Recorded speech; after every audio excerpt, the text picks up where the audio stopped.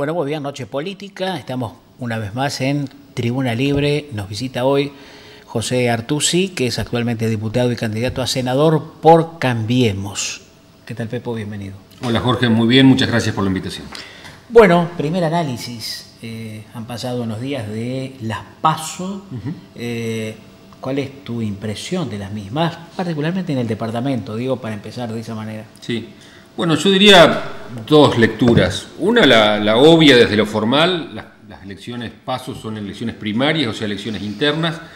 Si bien en la mayoría de los casos dentro de Cambiemos no teníamos competencia, ni a nivel provincial ni a nivel departamental, sí lo teníamos en Concepción del Uruguay y en Colonia Elía, en dos localidades solamente en el departamento, y allí la interna se dirimió de una manera absolutamente ejemplar y tenemos ya candidatos en todas las localidades.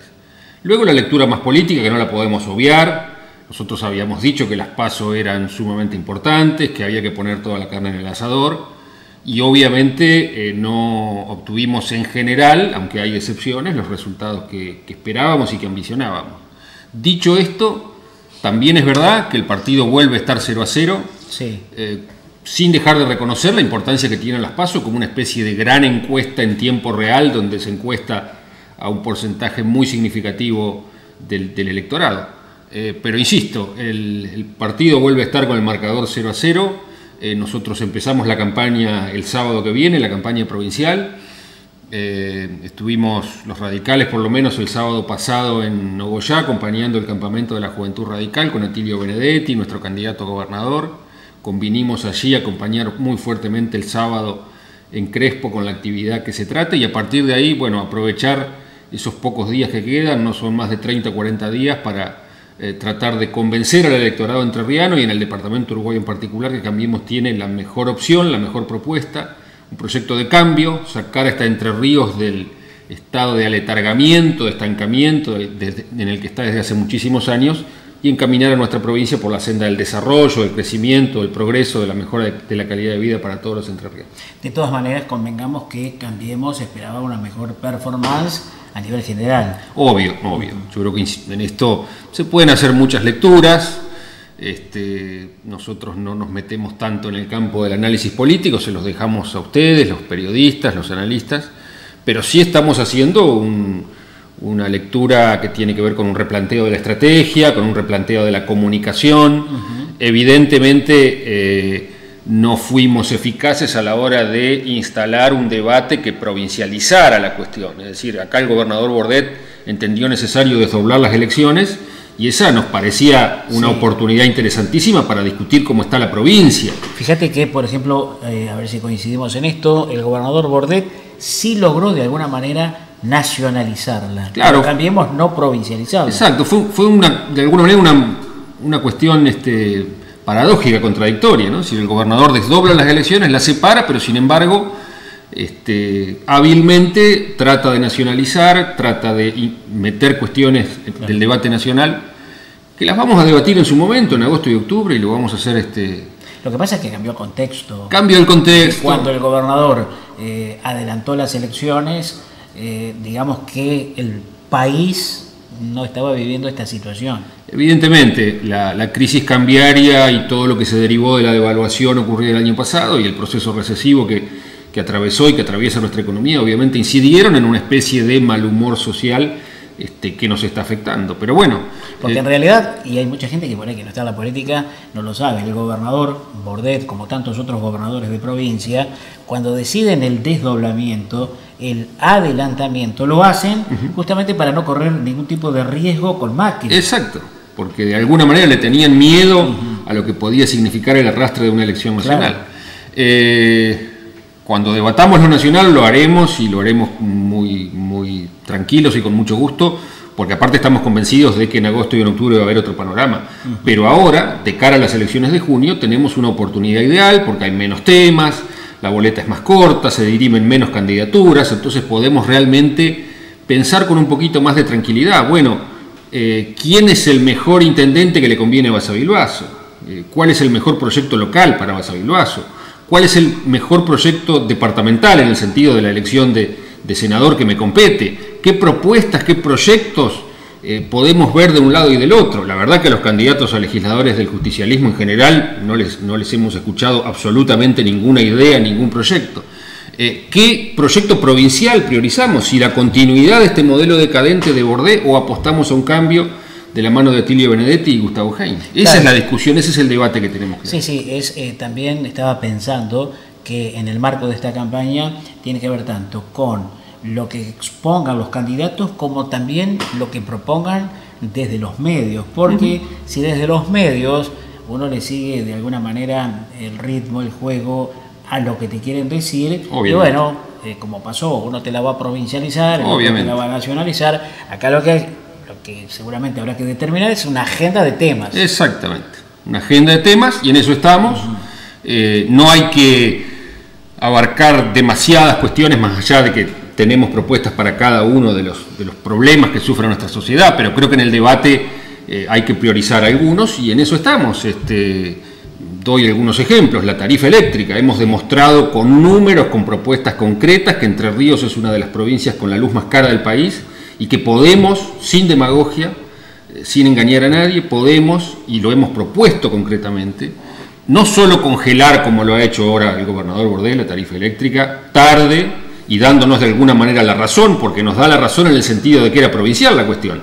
Resulta que el gobernador, que hasta hace poquito se lavaba las manos, ahora resulta que puede por lo menos congelar las tarifas. Teníamos razón, pero creemos que no alcanza. No solo hay que congelarla, hay que disminuir la tarifa eléctrica en Entre Ríos, y se puede hacer disminuyendo el valor agregado de distribución, que es el valor que se agrega, como el nombre bien lo dice, el valor que se carga en Entre Ríos, que va a las empresas distribuidoras, y disminuyendo la carga tributaria, tanto provincial como municipal, disminuyendo sustancialmente, no un poquito como se hizo el año pasado, el impuesto que va al Fondo de Desarrollo Eléctrico de Entre Ríos, que se ha destinado para disparates tales como subsidiar la iluminación de una cancha de fútbol o subsidiar la iluminación de una cancha de hockey, reduciendo drásticamente ese impuesto, y también reduciendo, los municipios tienen que hacer su esfuerzo, reduciendo la alícuota que es variable de la tasa municipal, reduciendo, o en algunos casos, como en Concepción del Uruguay, estamos evaluando eliminarla, porque los uruguayenses pagamos el alumbrado público en la tasa municipal, hay doble imposición. Bueno,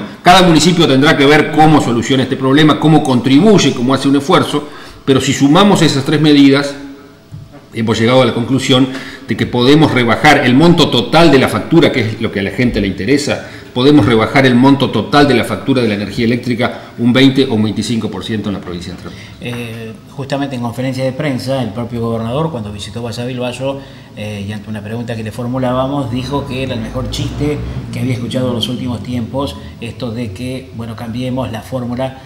Benedetti en particular proponía una rebaja del 10% cuando, decía Bordet, el gobierno nacional llevó la tarifa, la empujó.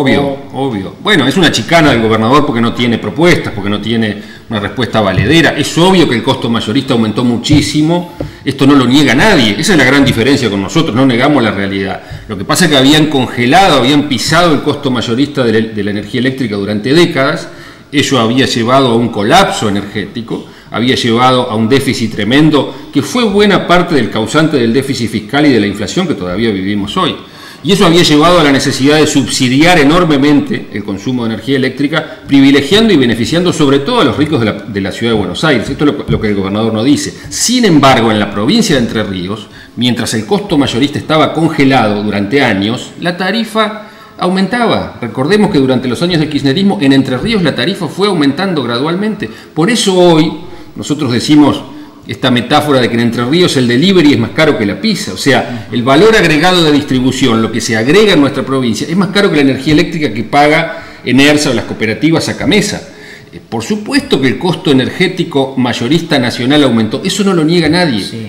Pero Entre Ríos tiene margen para bajar el costo de distribución, de modo tal que no es un chiste, y es una falta de respeto al gobernador dirigirse a los entrerrianos de esa manera. Ahora vos entendés y comprendés que el mal humor de la gente... Totalmente, tiene que ver con la inflación, con un tema central que es la inflación, que es el gran desafío del gobierno nacional, controlar el tipo de cambio y controlar la inflación en los meses que siguen.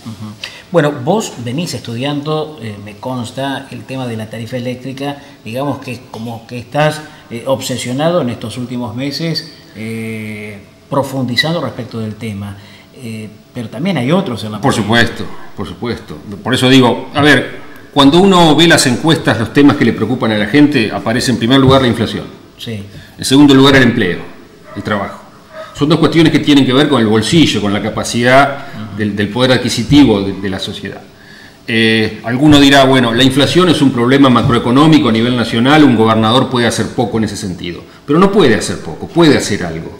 Porque si controlamos y si reducimos, por ejemplo, el costo de la energía eléctrica, estamos haciendo algo en beneficio del bolsillo de los entrerrianos. Y estamos beneficiando no solo a las familias, también a los comercios que generan empleo, a las industrias, al productor agropecuario, al productor arrocero que no le dan los costos y que se tiene que ir a sembrar arroz a Corrientes.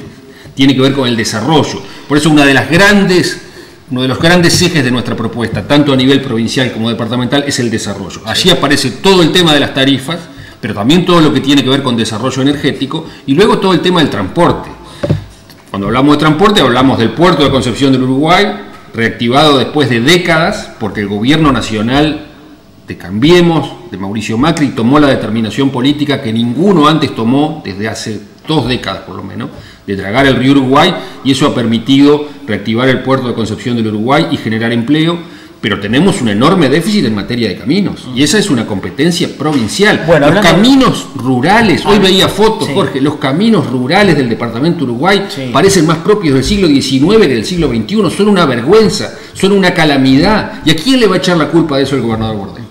Bueno, vos tocás un tema que es importantísimo, los caminos, los rurales, pero también los que transitamos al la ruta 39, la 39 es por un ejemplo, desastre. Para ir a temas puntuales y de agenda. Claro. Bueno, ¿quién la tiene que arreglar? ¿Cómo se la tiene que arreglar? ¿Quién la debe financiar? Bueno, ¿quién se tiene que preocupar para que se arregle? Vialidad Provincial.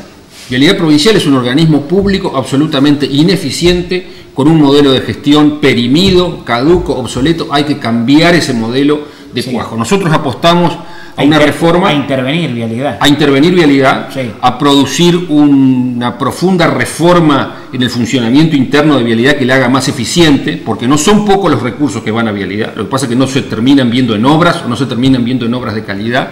En segundo lugar, al igual que se hizo a nivel nacional, implementar un plan de participación público-privada para convocar al capital privado a que invierta en obra pública.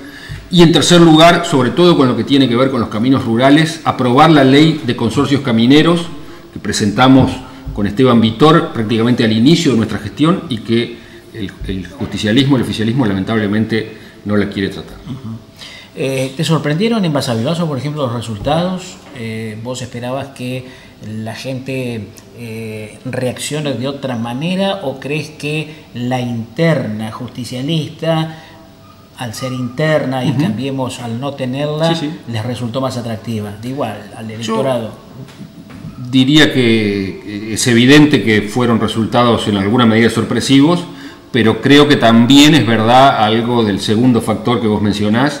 También nos pasó en Concepción del Uruguay, donde competían 7 listas en la interna del peronismo. Evidentemente la participación interna y sobre todo en Concepción, sobre todo donde había una interna pareja, eso movilizó muchísimo. ¿Sí?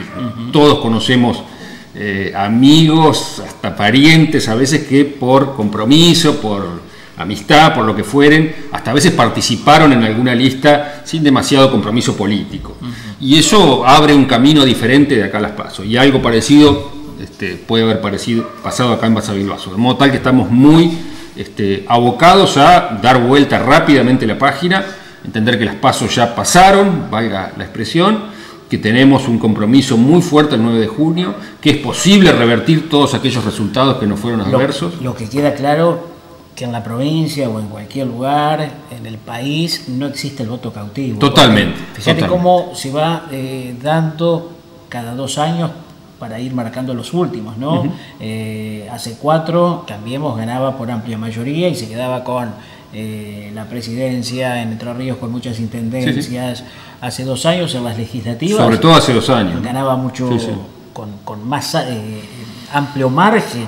Ganamos en Concordia hace 2 años. Y bueno, y ahora el mal humor, medidas que se toman que, bueno, de repente impactan negativamente. Y hay un timing, hay un manejo de los tiempos que a veces, bueno, la lógica de la toma de decisiones en Buenos Aires no siempre tiene que ver con la lógica electoral en las provincias, ¿no? Claro, pero seguramente, supongo que desde la función, a veces cuando tenés que tomar una medida, no sé si la crees que es conveniente, la medís electoralmente. Hay que tomarla, según lo que dice el gobierno nacional, hay que tomarla. Argentina, que te lleven puesto a vos. Totalmente. En este caso. Argentina viene viviendo desde hace prácticamente 70 años, con más y con menos, con algunos gobiernos que fueron la excepción a la regla, pero 70 años de inflación crónica, y esa inflación crónica tiene que ver sobre todo con esto que vos decís, con esta tendencia tan populista y tan demagógica, de la que de alguna manera todos los argentinos tenemos incorporada, ¿no? de creer que las cosas son más fáciles de lo que parecen, de que podemos sacrificar el futuro a costa del presente, de esto que el presidente reitera siempre, de tomar el atajo, de que el atajo, la viveza criolla nos puede llevar a buen puerto. No, el camino del desarrollo implica tomar medidas que a veces son antipáticas y son dolorosas. Nosotros creemos que en este sentido, y de hecho el propio gobierno nacional está avanzando en esa materia, y le pedimos al gobierno provincial que haga lo propio, que ese camino, digamos, que implica una cierta dificultad, tiene que tener una batería de medidas en el corto plazo para aliviar la situación, sobre todo de los sectores más vulnerables de nuestra sociedad, aquellos que la están pasando peor. Ahí tenemos que tener una mirada solidaria de cortísimo plazo, porque si no, no hay proceso político ni económico que aguante. Bueno, el radicalismo claramente viene siendo, a ver, si bien acompaña, forma parte de Cambiemos, si bien es cierto que da todas las batallas, el radicalismo viene siendo crítico en muchos temas. En muchos temas, en materia de política energética. Y hasta de manejo electoral. Sí. Podríamos plantear matices en muchos campos. Es evidente que Cambiemos, que se construyó, se constituyó como una valla de contención frente a la pretensión hegemónica de la continuidad del kirchnerismo en el 2015, y que fue exitoso en ese sentido, y que fue exitoso electoralmente hasta el 2017, tiene ahora, me parece, un desafío que es transformarse a sí mismo, cambiarse a sí mismo y transformarse en una coalición de gobierno a nivel nacional, que implique adoptar ciertos mecanismos para deliberar y para tomar decisiones que fortalezcan al gobierno. Al gobierno no le sirve tener un radicalismo en el que haya un sector más afín y un sector más crítico. Todo el radicalismo tiene que formar parte de Cambiemos, pero para eso tiene que sentirse contenido, y la forma de sentirse contenido acá y en cualquier parte del mundo es generar ámbitos para la toma de decisiones acordadas. ¿Y vos crees que, por ejemplo, el socio que tiene el radicalismo, en este caso el PRO, ya tomó nota de esta situación a partir de los números que se han visto en las PASO? Bueno, como dice el refrán, no hay mal que por bien no venga, ¿no? A veces de las dificultades, de las crisis hay que hacer oportunidades, y esta puede ser una oportunidad para, bueno, renovar una convocatoria, identificar errores, hacer autocrítica y, insisto, hacer una especie de relanzamiento de Cambiemos, aspirando a que sea en un segundo mandato realmente una coalición de gobierno. ¿Se puede, después de unas PASO y con una diferencia importante, 20, 25 puntos, que sacó en este caso a favor el gobernador sobre la fórmula de Cambiemos, ¿se puede revertir eso? Siempre se puede, obviamente es difícil, pero nosotros tenemos la obligación no tanto de mirar ese número, sino de salir, y ya lo estamos haciendo, de salir a recorrer el departamento en mi caso, la provincia en el caso de Atilio y Gustavo, y plantear los temas que planteábamos recién, o sea, instalar un debate muy fuerte acerca de la provincia que tenemos, la provincia que queremos y cómo podemos hacer para pasar de esta provincia decadente, mediocre, que se conforma con muy poco, con pagar sueldos y muy poco más, a una provincia distinta. Si damos ese debate, todo puede pasar. Si seguimos en esta coyuntura, evidentemente no va a haber demasiadas diferencias. En lo que tiene que ver con senador, cuando recorrías el departamento, cuando iba a cada uno de los pueblos, que son varios en Uruguay, ¿qué era lo que percibías? De alguna manera, a esto te lo pregunto, pensando a ver si de algún modo vos ya visorabas un panorama como el que se dio. Teniendo en cuenta además que, bueno, Amabet es un hombre del interior, un intendente que relativamente ha hecho muy bien las cosas. Sí, a ver, cuesta muchísimo instalar en el debate político la cuestión de las candidaturas a legislador. Sí. Cuesta mucho, por diversas razones, seguramente en mucho tenemos que ver nosotros, los legisladores, y hacer una autocrítica. A la sociedad en general no le importa, me parece, lo digo con todo respeto, no le importa demasiado quiénes son sus legisladores, importa mucho más quiénes son los cargos ejecutivos, quién es su intendente, quién es su gobernador. No está bien. No está bien. Que no les importa. No está bien, pero bueno, nosotros tenemos que hacer un enorme esfuerzo para instalar eso. En ese sentido yo vengo diciendo algo con todo respeto por las personas, pero también con mucha fuerza política, que es que el Departamento Uruguay necesita volver a tener un legislador que legisle. En ese sentido yo creo que el último legislador, el último senador legislador realmente que tuvo el Departamento Uruguay fue Ángel Roque Medina.